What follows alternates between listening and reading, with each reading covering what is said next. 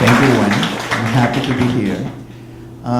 For the Daughter's Tale, I just came from Australia, part of the book tour, and I decided that it's always going to be like a Q&A, in this case with Michael, because for the German Girl, I have this presentation with all this document after 10 years of research about the St. Louis. And because the St. Louis is present in the Daughter's Tale and it's going to be present in the Night Traveler, that is the end of my trilogy dedicated to the Holocaust, I think we can start with the German Girl.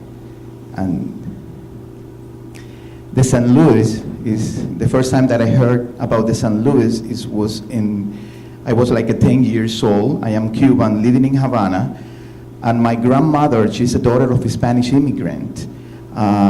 She was pregnant with my mom when the boat arrived in the port of Havana.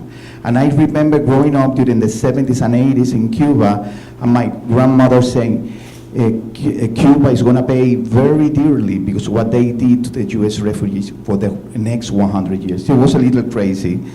And then when I went to college, I tried to find more information about the St. Louis. And I went to the National Archive in Havana. It's very complicated to have access to these places.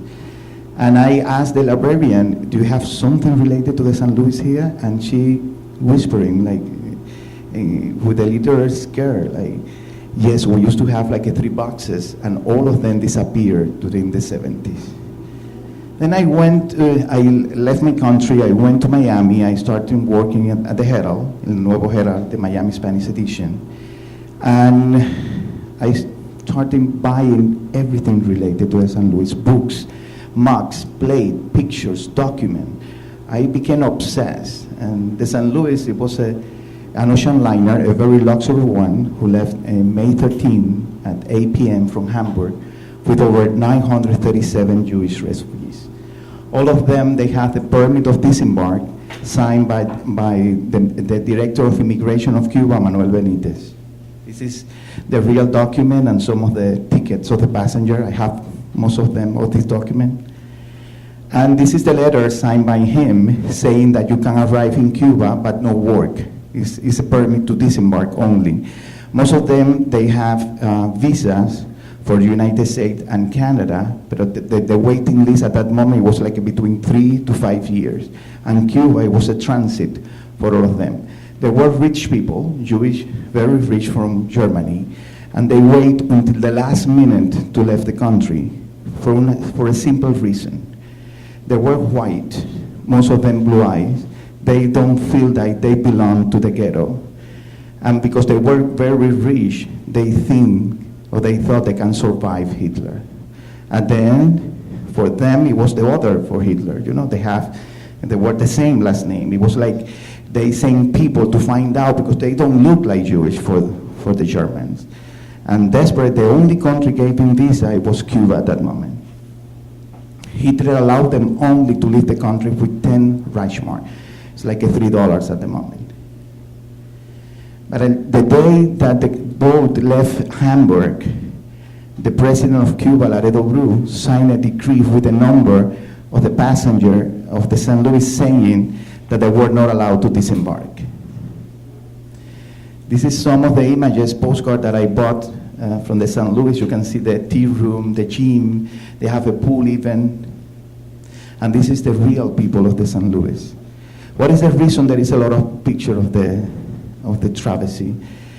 Because at that moment, the Leica, you know, the camera, it was one of the most sophisticated one and most expensive. And most of the passengers, they have 2 or 3 cameras because they thought that they can sell it in Cuba and United States and make money. Some of these cameras, there is in the Holocaust Museum, Washington, D.C. They preserve over 3,000 original documents there.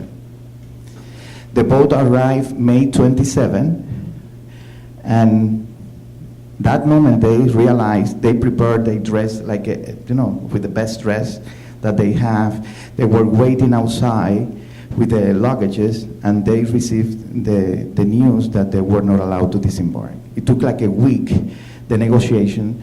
Some of the family that they have, because they sent parents before, like uncles, and some of the There was a couple that they sent their daughters to Havana to buy a house and waiting for them. They rent a boat to go close to the St. Louis, because at that moment they didn't know if they took the boat, if they were in the boat. All the newspapers around the world, it was again these refugees. At that moment, it was thousands of refugees, Jewish refugees leaving Europe to America. This guy from New York, Lawrence Berenson, came from New York to Havana to negotiate with the president of Cuba. The president of Cuba said that they want to accept all of them if they pay $500 per passenger. That's the reason only 28 disembarked in Havana. June 2nd in the morning, Berenson asked for a discount of $13 per passenger, because he only had to make a deposit of $50,000 that he got. But it was not enough for the 137 passengers. And the president of Cuba said they have to leave at 11 a.m. Cuba. They went to Miami, and they started sending communication to the White House, and President Roosevelt denied the entrance to all of them. They triumphed with Mackenzie because half of the passengers have visas to go to Canada, and Prime Minister Mackenzie said no to them. If you go to the Roosevelt Library, he said that they never sent this passenger back to Germany. And that's not true, because it was in the middle of the ocean that they got permit to disembark and find refuge in France. Great Britain accepted 287, France 224, Belgium 214, and Holland 181. As you know, the only who can survive the war was the Great Britain one. The war started in September in continental Europe, and most of them ended in Auschwitz. This is the captain of the boat. He was a Nazi, but he was like an all-mentality captain. He knew that his first goal as a captain is to save all these passengers. I bought this diary signed by him, and I donated to the small Holocaust museum that they have in Cuba in one of the synagogues in Vedado.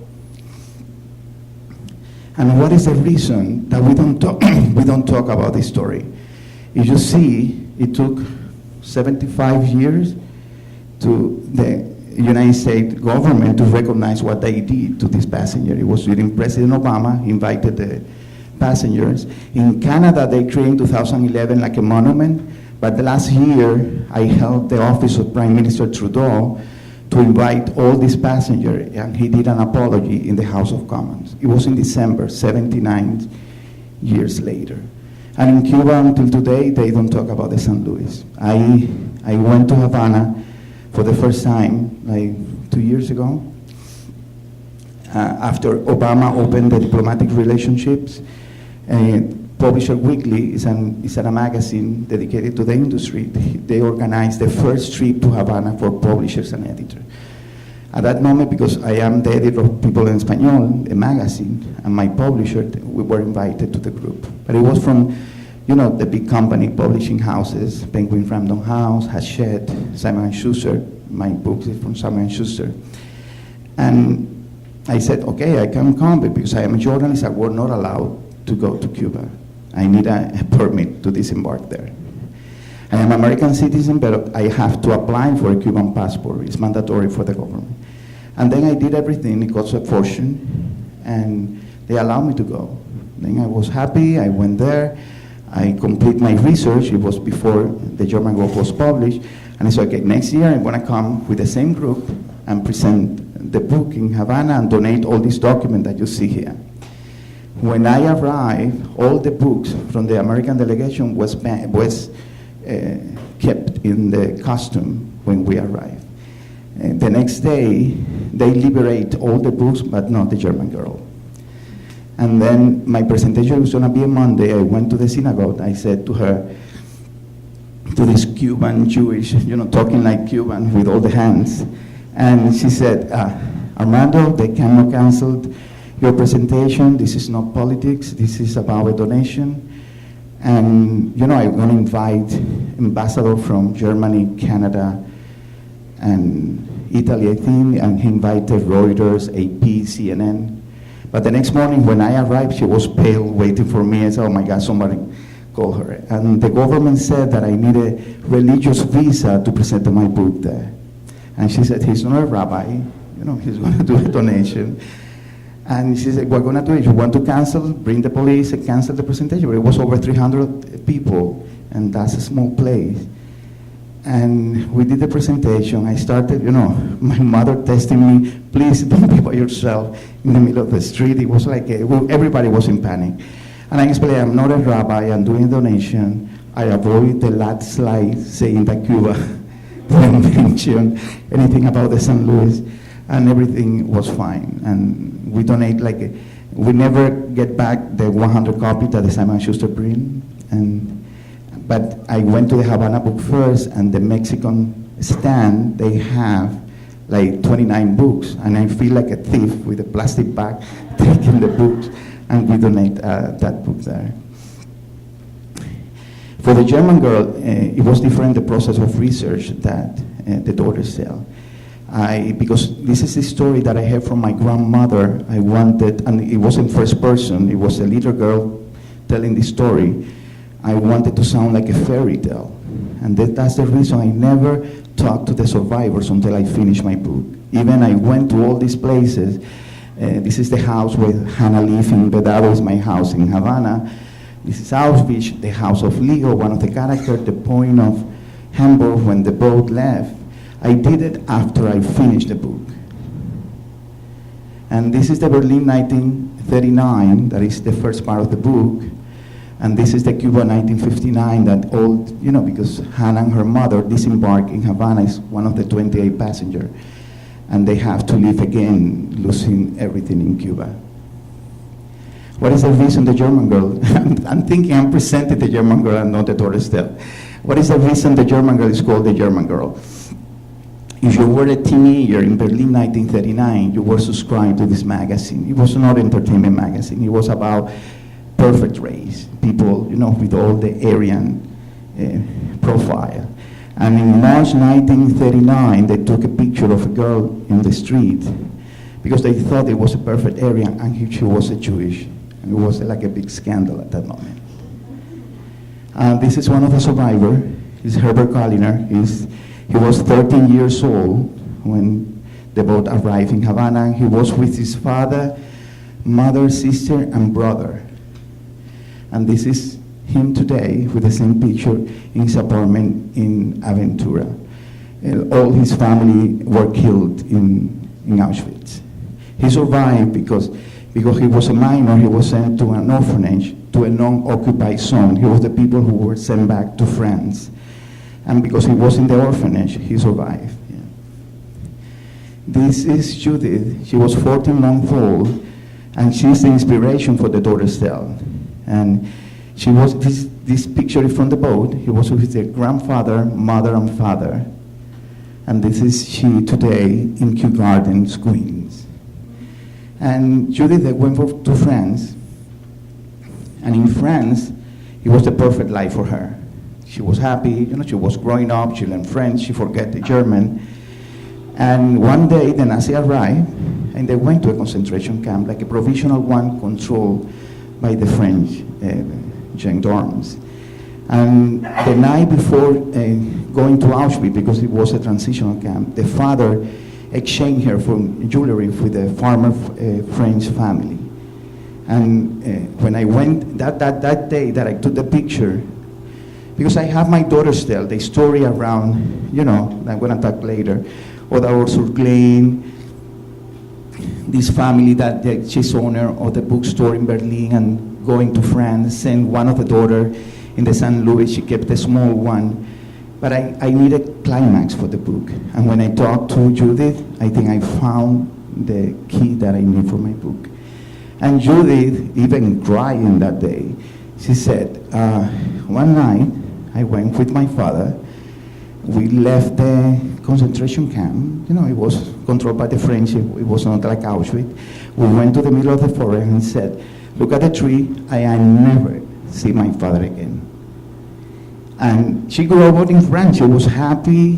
this Catholic family loved her, and in 1949, after the war, an uncle from Washington Heights found her, and she lost her mother again. This is one of my favorite one, Ana Maria Carmen. I call her the Mexican of the San Luis. She was 4 years old, and she was with her mother, father, uncle, and aunt. They were sent back to Holland, and she's here now living in Canada, and Prime Minister Trudeau invited her for the House of Commons for the apology because she's the only Canadian citizen from the survivors. But the Ana Maria story is they went to Buchenwald. You know, Buchenwald is like Auschwitz. And I think the father was in Buchenwald, and her mother and her, they were in another camp. They survived the war because she learned Dutch. And she doesn't look like Jewish at that moment. And her mother has accent in Dutch, and she said, don't talk, because the Germans were killing all the Jewish, but the Dutch people, they were liberated at the moment. And she said, okay, we're gonna be Dutch now, forget about, don't talk. And you know, the explosion, the Allies, you know, bombing the area, and she saw the people dying around her. They went to Sweden with the Red Cross, and they found her father alive in Buchenwald.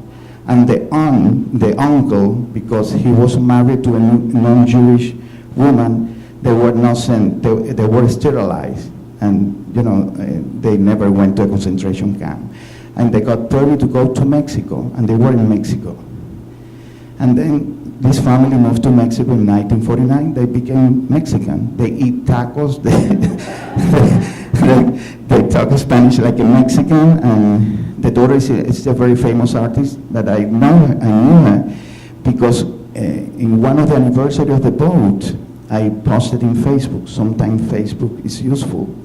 And I said, you know, 29 years ago, the boat left Hamburg with this passenger. And Sylvia Gruner is an artist that I met in Cuba during the 80s.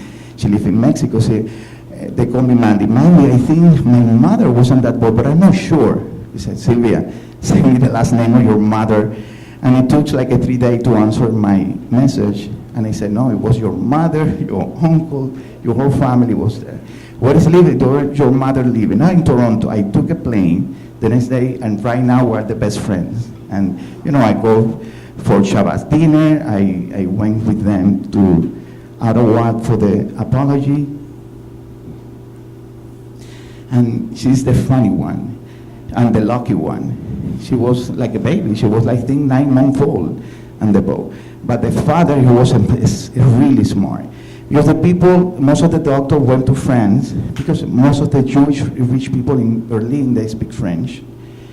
And everybody wants to go to France when they're trying to decide which permit of disembark they're gonna get. But this guy said, I want to go to a place, the more separated from Germany possible, with water. You know, and then they went to England and they survived. And she's right now 80-something, and she traveled around the world talking about the St. Louis of all the original document. And she's this size. I'm gonna present the daughter's tale I think in July in her synagogue in New Jersey. She lives in New Jersey. And in one of my presentations, an old lady came to me and said, I was in the boat too. And this is Sonia. This is Sonia that I decided to put it at the end of the presentation. She lives in New York, in the Bronx. This is the manifesto of the boat with all the signatures of the passenger. The original one is in the Holocaust Museum in Washington, D.C. And this is my grandmother. She's the responsible of my obsession and my craziness with the St. Louis. I have a small video. I don't know how to get it here. I'm gonna try, about the boat arriving in Havana.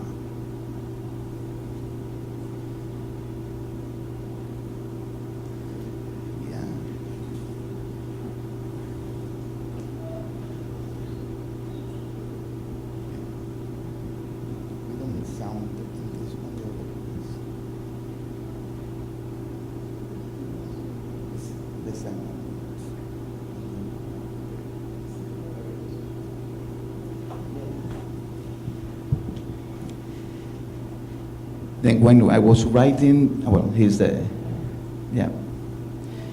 This is the boat leaving Hamburg and arriving in Havana.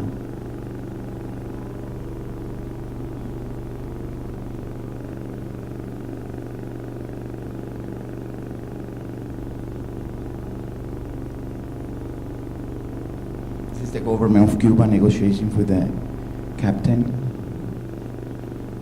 And June 2nd, the boat leaving. I always said that my grandmother has to be around there.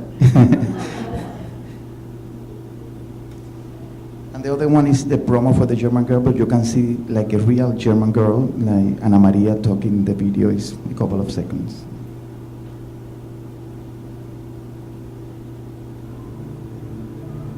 It was okay until the Germans came in. It's very hard to be a refugee and an immigrant anywhere you go. I'm glad that Armando wrote this book because people tend to forget. And we should not forget the mistakes of history. And that's it. When I finished The German Girl, you know, this is a really long process. I think I have been writing this book for over 15 years. When I signed the contract with Simon & Schuster, I decided that I need another 2 years. I have a lot of material, you know. I know that we have a couple of writers here, and sometimes you want to put everything in one book. And I decided that separate the 3 stories that I have been obsessed. And then the first one is the St. Louis, that is the German girl, and the second one is the Dorestel, and the story is Oradour-sur-Glane. This is a small village in the south of France that one day, June, you know, a beautiful Saturday, the Nazi arrived. They always been in Limoges, you know, in the big city, but never in these small villages. They never saw a Nazi before. And that Saturday, they said that everybody have to go to the center of the square, and they put women and children inside the church. The men, they killed them outside, and they burned down the church with all of them. I think it was 645 people. And I was upset with the story. Different to the German, I went to Oradour the first time because I saw a lot of postcards from the village. And you think, oh, it's a small church, like, you know, from the 13th century, a couple of squares. No, when you go there, the dimension of the city is bigger than Hudson. Think about it, to the downtown Hudson I'm talking.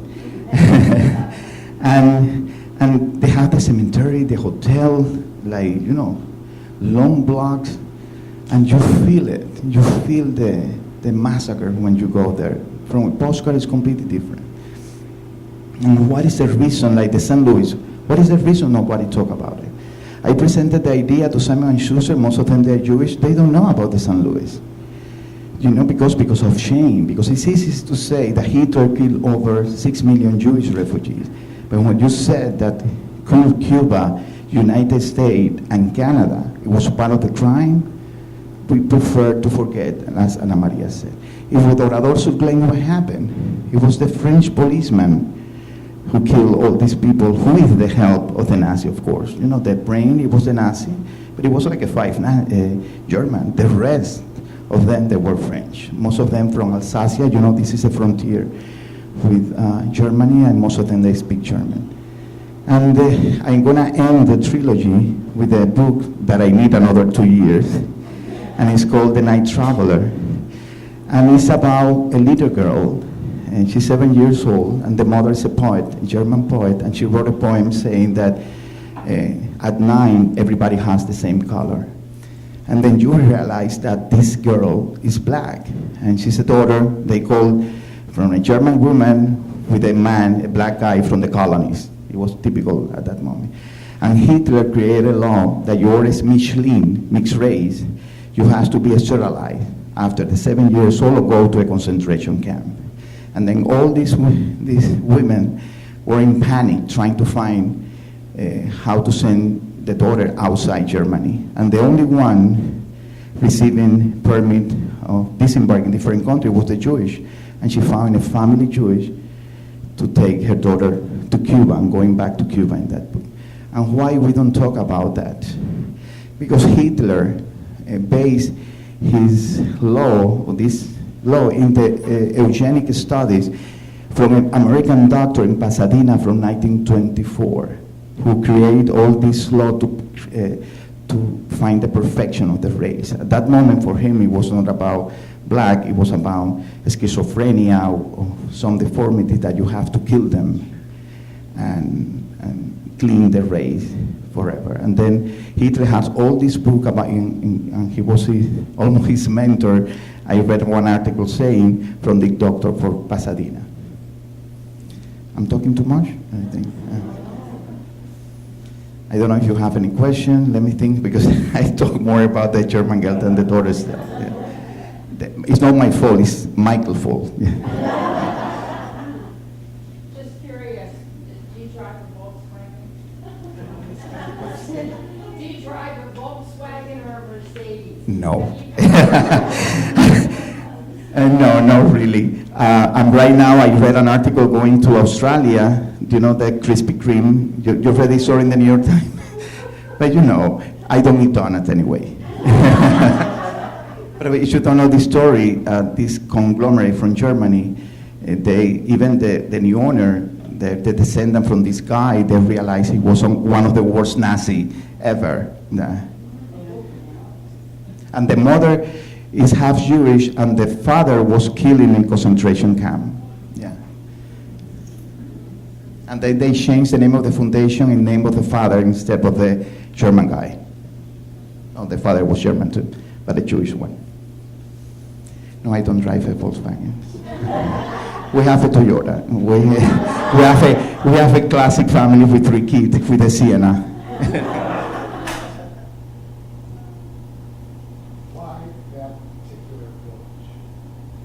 Why that? But that's a good question. That happened after the Normandy disembark, and in Limoges there was a strong resistance. It was one of the biggest towns with the resistance, and they tend to, if they capture a German or officer, and they thought that the German officer was in the Orador sur Glane. It was not there. They never saw a German before, because all these Jewish refugees coming in the St. Louis, some of them they were in the village. But it was not exactly in Orador sur Glane. I think they decided to do it there.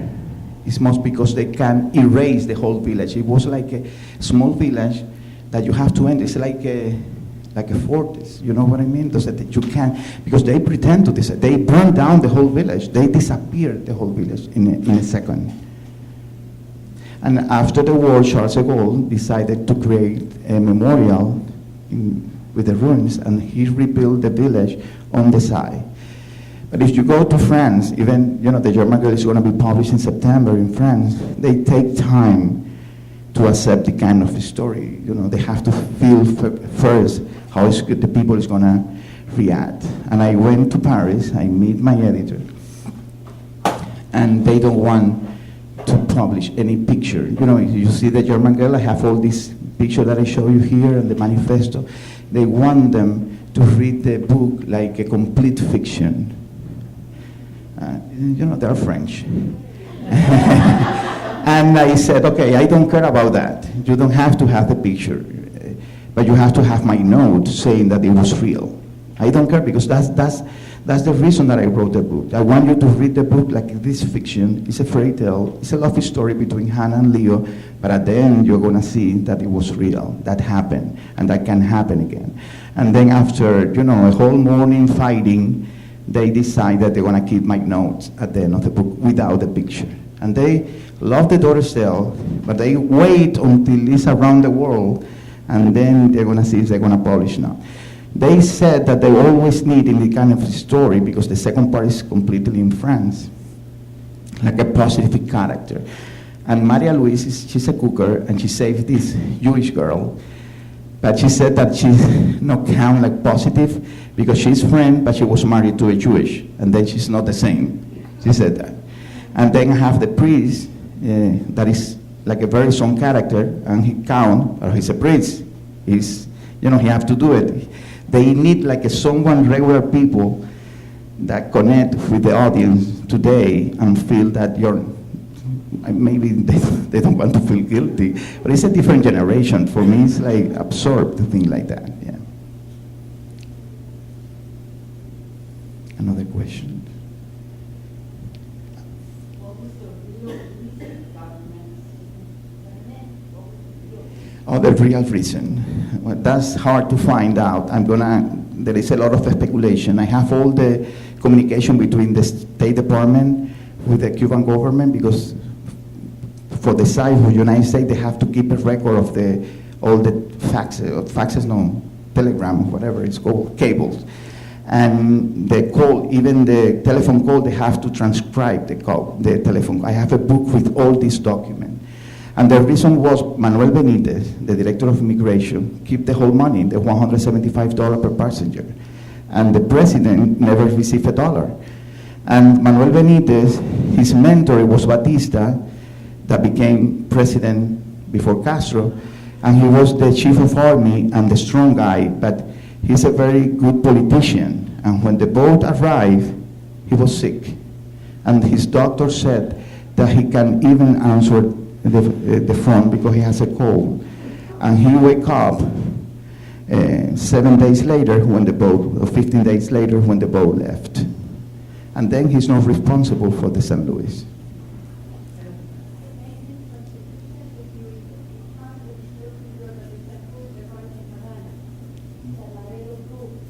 Was the president. I know, yeah. One, I think, 1941, if I am sure. Yeah, at that moment, yeah, and then it's come the cop the death, yeah. And my grandmother, she's the daughter of a Spanish immigrant, and my great-grandfather was the classic gallego with the bodegas, you know, stereotype. And she said that during the 40s in Cuba, the xenophobe, it was terrible. The xenophobe. And I think it was Grau San Martin, who was one of the presidents too. He organized like a big protest in the middle of Malecon, like a big avenue, looking to the sea, with over 40,000 people, with the motto of Cuba for the Cubans. And you know, and at that moment before Castro, Cuba was a country of immigrants from Spain, Germany, a lot of, like the Jewish community was huge in Cuba.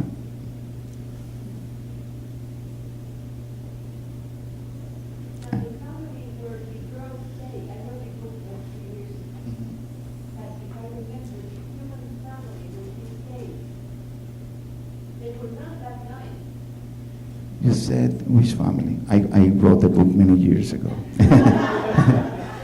The family in Cuba, Hannah. No, the mother, the German mother was horrible. I love my grandmother.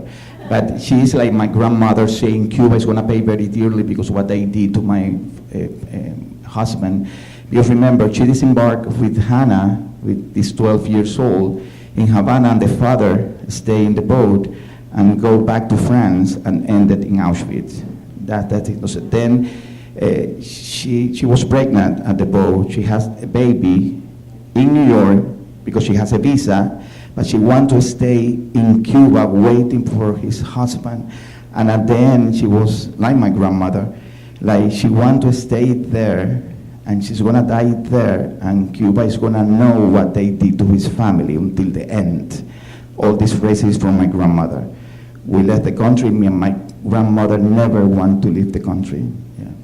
But she has more reason. She has all his family in the cemetery there. Yeah.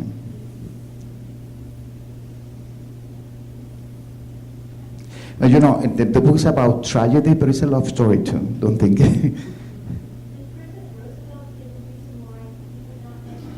Well, there is a lot of communication with the Department of State, and I read one, and that one is in the Holocaust Museum, saying that they were coming too many, Latin American, they were accepting too many Jewish refugees, and at the end, all of them, they want to come to the United States, and that is going to be a crisis for United States. If you remember, this is after the crash of 28, and it's a big problem receiving all these refugees. Yeah.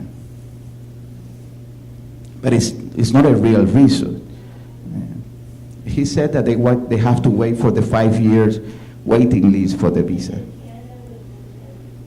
It's the same. Remember Canada and the United States, even Cuba, they work together. Yeah. But they also looked at Roosevelt and said he wouldn't bomb the railroads. He knew what was going on, and it just wasn't a priority to him. Yeah. I'm not inviting him for dinner. But at the same time, we have to understand, he was a politician, he has to follow what his voter wants at that moment. Nobody wants Jewish refugees. And remember, the influence from Hitler was strong at that moment. There were, that term that they use in Cuba, we are called gusanos when we leave the country warm. And that term, it was invented by Hitler to call all these Jewish refugees living in Germany. And the idea at the beginning, when they have the meeting in the Hotel Adlon in Berlin, for the final solution, they wanted, okay, let them out of Germany, but nobody wanted. What is the reason we have to keep them? That was the concept for that meeting. What's your third book about? Oh, it's about the little girl, black girl with the poor German eugenic that I mentioned, The Night Traveler. Yeah.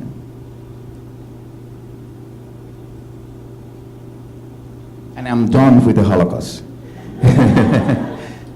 Because, you know, writing is a trained process, and I always involve emotionally. And I think when I started writing The German Girl, I didn't have my children. My daughter is 13 and a half, and my twins, a boy and a girl, 9 and a half. But when I have my children, everything changed. I cry writing. You know, I can tell you when I was writing, when Leo died, I'm spoiling the book for The German Girl, I was crying like an idiot in Miami Beach. I remember that, yeah. But for me, create this kind of emotional connection with the story, with me, with the reader is important. Yeah.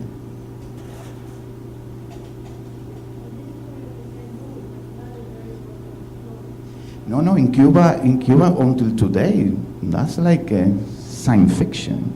Like, it's like fiction, you know, they're reading something like the Titanic, you know.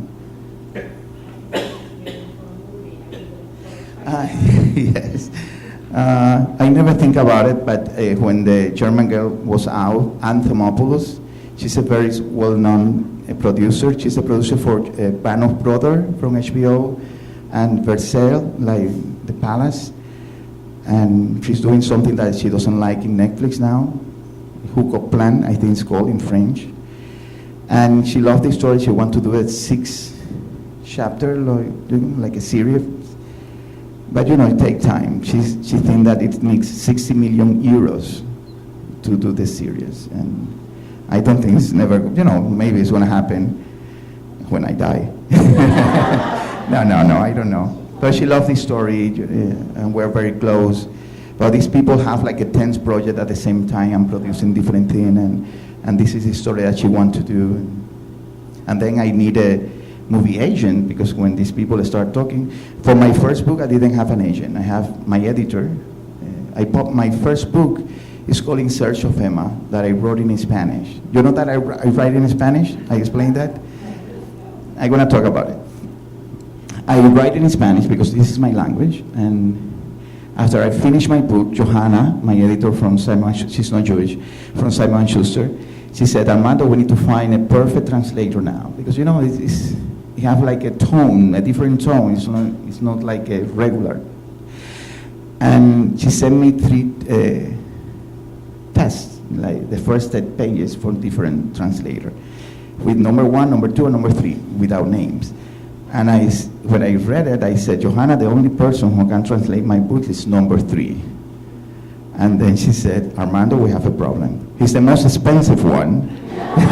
He lives in London, and he has to read the complete book and decide he's going to work with you. And you have to work with his time, because he's a translator for Isabel Allende, you know, the Chilean author, and Pérez Reverte, all these big names. But I am lucky because he read the book and he decided he's going to translate all my books. And he's a translator for the Torres Strait. And I became his nightmare. because he lives in London with a 6-hour difference. And for the German girl, for example, there is a name of Bolero. This is a typical song from Cuba that they don't have any sense, the title. You know, Los aretes que le faltan a la luna is, I don't know how to translate that. He couldn't.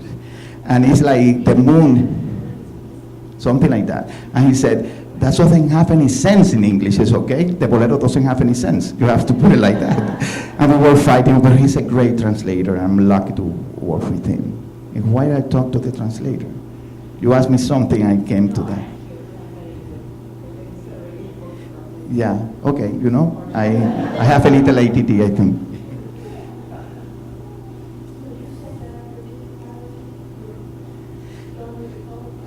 I'm talking because I mentioned my first book, In Search of Emma. In Search of Emma is how I create my family. You know, my family is completely different. We are 2 dads, we have 3 kids, and we have my daughter through a surrogate mother and egg donor in California. They are mine by DNA. And I wrote this book, very personal one. Johanna, she reads in Spanish, and she said, Armando, I love this book. You have to write a novel. I want a novel for you. But I was working with HarperCollins, and she's Simon & Schuster. And I said, Johanna, you know, every writer has a novel, 2, 3, 4 novels in the closet. We said in Cuba. And I presented the idea for the St. Louis. She loved the story, and she wanted to sign the contract next day. I said, no. To sign the contract, I had to have my perfect first sentence. And the sense I'm going to say by memory, but it's like I'm going to be 12 years old and decided to kill my parents. And it took me like a 3 months, because that idea, it was like a 3 pages, and then became a paragraph, then became a sentence. When I had the sentence, then I signed the contract. Because the last chapter was written like, 5 years before that I was talking to her. And then In Search of Emma is going to be in English by HarperCollins, because, the new president, she came from Simon & Schuster, she left the company, that's a good thing for me, and then she decided to have the book in English next year. I'm talking about, because I'm ending the Holocaust. Every time that I finish a book, I'm trying to write something completely different to clean my palate. I don't know how to say that. But it's to leave alone whatever I wrote and start a new thing completely different, because it's going to look like the same. And always writing this book is going to be called for now, The Silence in Her Eyes. But when I finished The German Girl, between the translation, the edition, is like 1.5 years, and I wrote a lot. And my editor said, no, Armando, forget about this book. I don't want to listen about this book. Please stop talking about the book, because you have to finish a trilogy. Then I finished The Tortoise Shell, I started writing, and my editor left me. She left Simon & Schuster to become an agent in Writer House. And he said, Johanna, I'm going to finish the book. And the book I finished like April, I think. It was edited by her. And we sent it to Nick Castor. It's going to be in translation. I said, I hope it's going to be between the 2 trilogies. It's going to be this book. It's real time. It's today. It's something crazy that I wrote. Done? Shall we say thank you to you, and let me take you to our son over here? Thank you very much.